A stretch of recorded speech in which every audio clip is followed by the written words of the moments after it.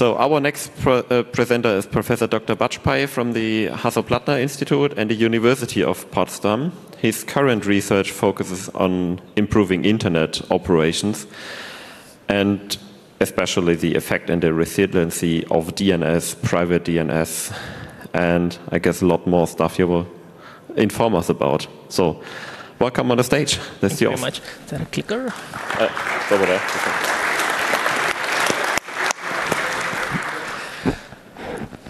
Hello, does it work? Can you hear me? Yeah. Okay, excellent. Guten Tag. Thank you very much for the invitation to give a talk. I have never been at DENOG, so this is my first time here, and I'm very happy to connect with all of you. Today I'm going to talk a bit about DNS privacy and how it has evolved in the last couple of years. This is work done by my PhD students and postdocs and master students, so I'm largely representing them here. Okay, before I begin, a bit of advertisement. So I'm heading the research group on data-intensive internet computing, and so we try to improve the internet with data. And so we are a systems and a security research group, and we largely use measurement-based methods to try to find how we can improve the internet. I'm a new professor at HPE, and so I have a very small team right now with one postdoc and a couple of master students. And we typically do research and try to publish in venues such as SIGCOMM and IMC. And you can also find us at IETF and RIPE meetings. And if you like the flavor of research I will show, then please feel free to contact me if you feel like jumping on the other side and trying to do some research. Okay, DNS. So let me start with DNS centralization. So DNS is typically a service that we as customers would expect from our ISP, right? But in the last couple of years, or more than a couple of years, we have actually seen that many public DNS services have lately emerged in the wild that are being offered by cloud DNS providers. And they promise reliability, lower latency, and increased security. Right? And if you look at previous studies in academic literature, you would see that there has not been much work trying to compare how do ISP resolvers compare in these metrics with cloud DNS providers. So there is a large gap in the evaluation of these public DNS services. And so that's why we started asking these two questions. What is the popularity of these public DNS services? Are people using it? And how close are these public DNS services to the user typically in terms of path length, and how is the latency that they offer when compared to ISP resolvers? And second question is, in which scenarios would it actually make sense to switch from an ISP resolver to public DNS resolver, or does it actually make any sense? So this is the methodology that we use. So the map that you see at the top is RIPE Atlas probes. I assume everybody is aware of RIPE Atlas probes. So these are devices that do active measurements on the internet. And so we used roughly more than 2,000 of these Atlas probes connected in home networks. So these are home users, out of which more than 1,000 are IPv6 capable. And we covered roughly 720 origin ASs spanning more than 80 countries. And we tried to measure around 10 public resolvers, which is what you see on this table. And the date is actually showing when these public resolvers were launched on the global internet. We also measure the ISP resolver that the home user typically would be using, if not public DNS. And using the setup, we actually sent out 12 million DNS queries over UDP53 and also 30,000 ICMP trace routes to try to see how far these DNS services are over the IP layer. Okay, so what did we see? Popularity. So this is a bit difficult to measure.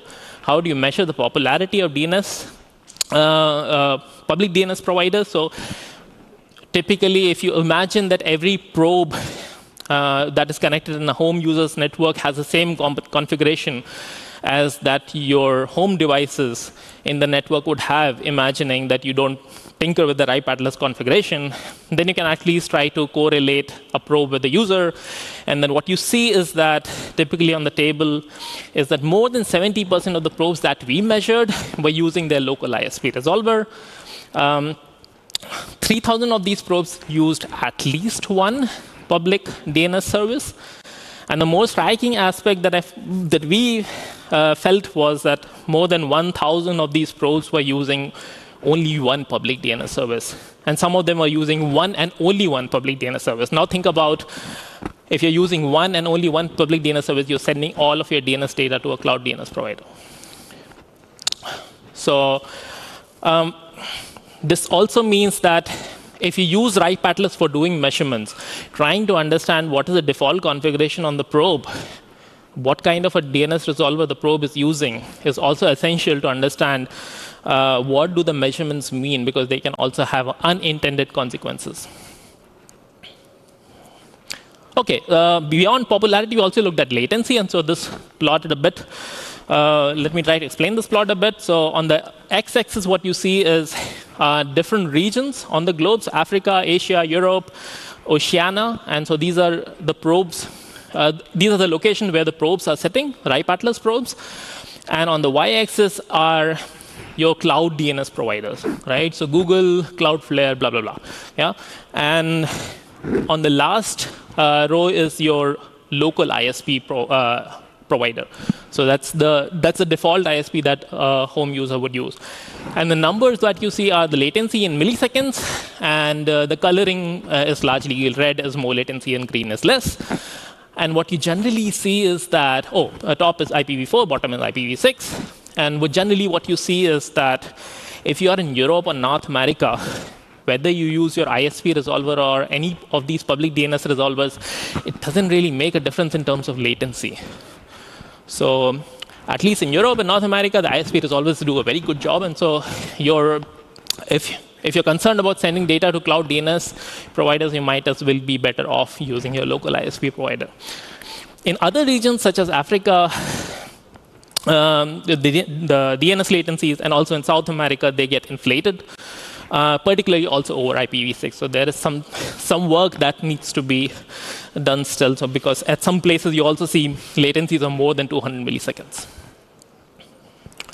OK, so I talked a bit about centralization, that the DNS traffic is actually getting more and more concentrated towards cloud DNS providers. Another aspect is DNS over TCP. So if you look at the specification of DNS specifications actually mandate both DNS over UDP and DNS over TCP.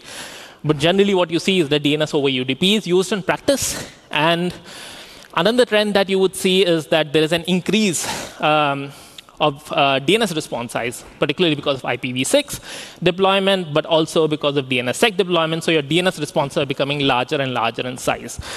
And this usually leads to truncation in DNS and also IP fragmentation. And in these situations, you would fall back to DNS over TCP.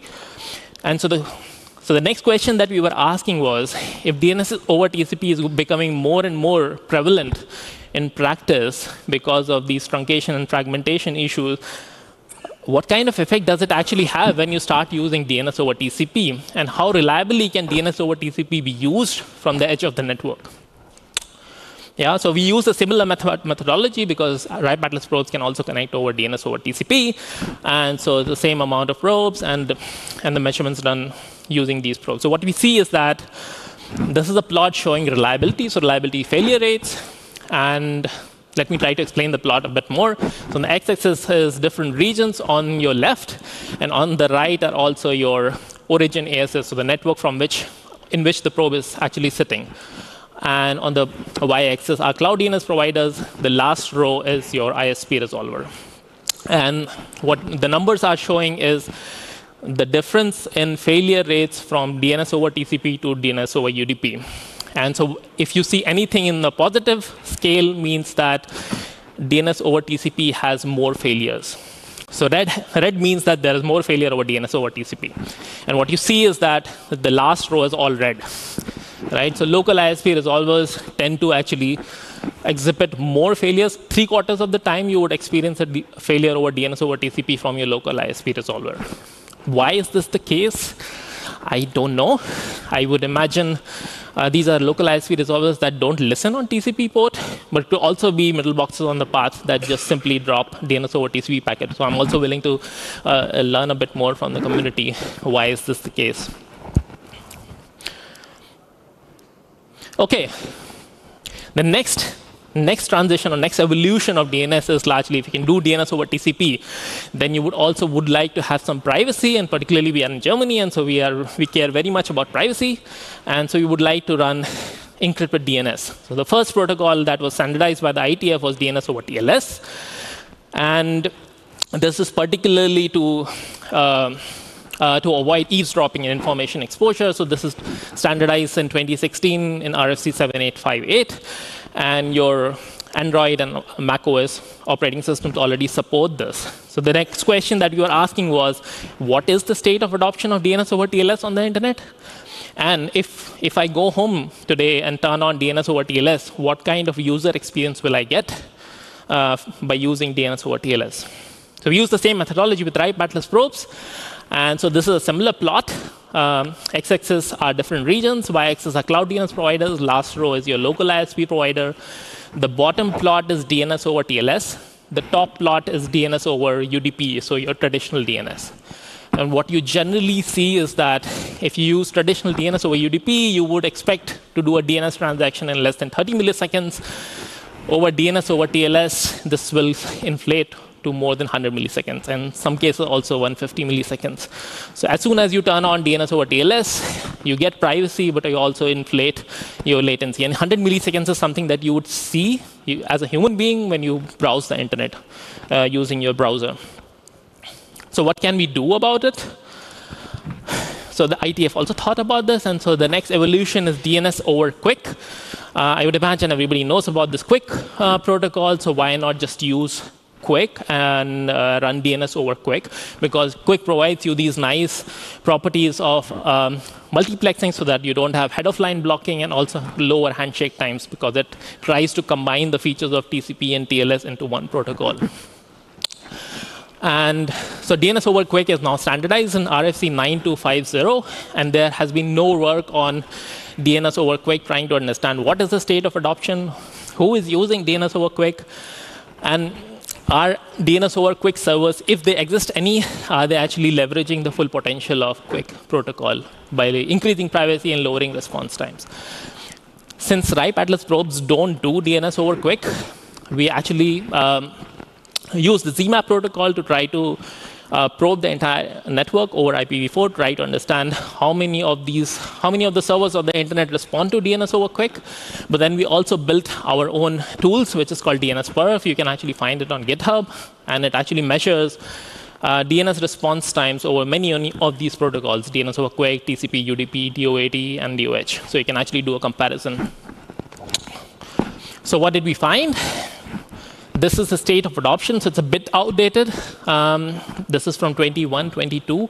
And on the x-axis is calendar Woche, because the student was German, and so it's a very German plot. And and on the y-axis is the number of DOQ verified resolvers. So we also did the verification by doing version negotiation with QUIC, and also trying to send a DNS query to see that if you actually get a DNS response. And so you see the steady growth. And so the next question is, who are these servers that are actually enabling DNS over QUIC? And what you generally see is that these servers are located mostly in Asia and Europe. And AdGuard and NextDNS are the front runners who are actually enabling DNS over QUIC. And this is largely because they use it for their ad and tracking blocking services. OK. So if we start using DNS over QUIC, as I mentioned, with DNS over TLS, you are having this 100 milliseconds inflation, which you can observe when browsing the web. What kind of experience would you get if you use DNS over QUIC when you browse a website? So this is the next question that we were thinking about. I need to explain this to you a bit more, how the plots look like. So every row is different regions from which we measured the impact on the web. So Europe, Asia, Africa, Oceania. And you see roughly 9 websites. So the website to the left is Wikipedia, which is assuming the simplest website. And on the rightmost is YouTube, which is the most complex website. So what do I mean by least complex and most complex? Is the amount of stuff that this website has: CSS, JavaScript, fonts, right? So how much stuff do you have to actually download over HTTP to be able to view that web page? So you move from least complexity website to the most complex website on the right. And what you see generally is that the dashed line is your baseline DNS over QUIC. The purple line is your traditional DNS over UDP. And the green line is DNS over HTTPS. And what you see is that as you move from the least complex to the most complex website, the difference in latency, what you see between traditional DNS over UDP and DNS over QUIC, it starts to converge. So essentially, the cost of doing quick handshake amortizes as you move from least complex to most complex websites. So this cost that you have no longer exists. And what do we do on the internet these days? We mostly browse more complex websites, right? So the takeaway here is that if you want to have privacy, please go home. On the Fritz box, there is an option to turn on DNS over QUIC. You can actually turn this on today and get similar performance and also get privacy. And if this is the only takeaway you get from this talk, I would be very happy. OK. And since we are also in the academic setting, we also try to tinker with what else can we do. And so we were thinking, OK, this benefit of QUIC over DNS and QUIC over the web over QUIC, it's actually quite uncoupled, right? And so if you look at the top plot, I mean, when we are doing web exchange, we are using QUIC nevertheless with HTTP 3. And now, if we can use DNS over QUIC, it's the same transport protocol, QUIC, right? And so you can reuse this connection, the QUIC connection, to do more, to do your DNS transaction, but also your web transactions. That's what you see on the bottom figure. And so if there is an opportunity to reuse this QUIC connection, does it actually improve performance? Because you don't have to do the handshakes multiple times. And so this does not exist. There is no standard protocol that defines this, just to clarify. And that's why we actually did emulated setup. That's the methodology on the top. And we emulated network conditions over fiber, cable, DSL, 4G, and blah. And we tried to measure 3 different kinds of website: a simple HTML page, one which has some JavaScript in it, another with JavaScript and CSS. And if you try to reuse a QUIC connection, what you generally see is that when you coalesce these connections, your page load time generally would reduce by 1/3 over a wired connection and more than half over mobile. OK, so with 5 minutes remaining, I just want to recap on what all did I just show you. And so we talked a bit about DNS centralization. And so I talked to you about how DNS services are mostly moving to cloud DNS providers. And the question was, does it actually make sense sitting in Europe to actually switch to cloud DNS providers? And what we see from raw measurements is that you do not see substantial benefit. So you can continue using your ISP resolver. Over IPv6, there are certain regions, such as Africa and South America, where latencies are inflated. When you use DNS over TCP, in case you want to use DNSSEC or IPv6, you generally experience higher failures and higher latency over DNS over TCP. So we saw roughly 3/4 of the connections were failing over DNS over TCP. We also did not see TCP optimizations like keep alive or TFO being used. And if you want privacy, then the first protocol was DNS over TLS. And we saw that with RIPE Atlas measurements, generally you experience higher failures, but also inflated latencies of more than 100 milliseconds. And then we started looking at DNS over QUIC. And we saw that DNS over QUIC offers you the best choice for privacy and also performance, because the cost of encryption amortizes with higher complexity websites. So that's the takeaway. Please go home and try to turn it on. You can start getting privacy today. And the last was, if we can have cross-layer interactions by sharing QUIC connections, and what kind of impact would it have? And we generally saw in emulated network conditions, your page load time will reduce by 1/3 over wired and by more than half over mobile networks. With that, I would like to stop. And I would be happy to take any questions if there are.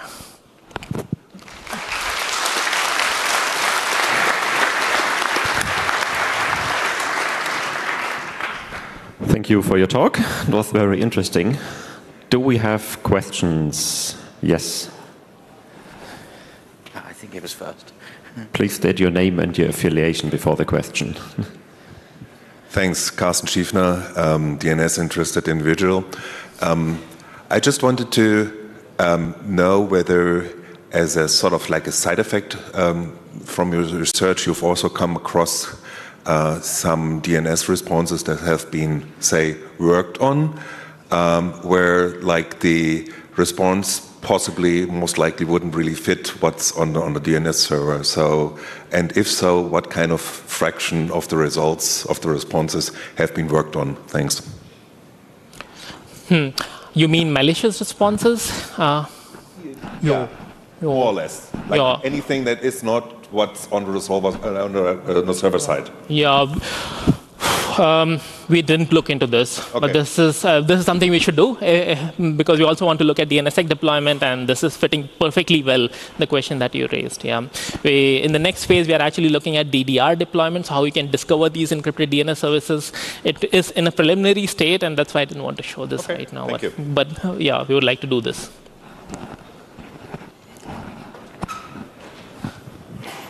Lutz Donake, working for regional ISP. Are you aware that unencrypted DNS queries are the primary resource for lawful intercept? It's the only part they can read, and if you encourage the people to hide even this piece of information, they had to choose something else or regulate it that you're not allowed to use it anymore? Yeah, so I mean this is a tricky question, right? And so as a user, I'm also worried that my data can also be seen to profile me on the internet, and particularly if you throw some machine learning on unencrypted DNS traffic, and then you can try to profile this person by looking at what kind of interest this person has. So whether I'm a right-wing person or left-wing person, and I worry more about this. And that's why I try to push people to use more encrypted DNS. Yes, but I also understand your concern from the operator side that when you have encrypted DNS, that you don't have visibility into the network what the people are doing. So yeah, it's a two-edged sword. Yeah. Q Meisel, Max Planck Informatics. Do you have any data on? Oh, over here. Hello. Okay. Do you have any data on support for TLS resumption in quick DNS clients? We didn't see it, but the study that we did was a couple of years ago. So if you're interested, we can collaborate on this and try to redo this if there is TLS resumption. Yes, I will come talk to you afterwards. Super. Okay, one more question. Jan Koppel, Border Forward. Did you measure any difference in DNS over TLS 1.2 versus 1.3, or are there even any 1.3 enabled resolvers out there? Yeah, a very good question. I was hoping somebody would ask this. And so on RIPE Atlas, currently the source code only supports TLS 1.2, and so what the latency inflation that you see is with TLS 1.2. With TLS 1.3, I'm not sure. Generally, the kind of deployment I know TLS 1.3 supports is around 60% of websites, but over DNS, I don't know. Thank you. Thank you for answering all the questions, and also thanks for the presentation.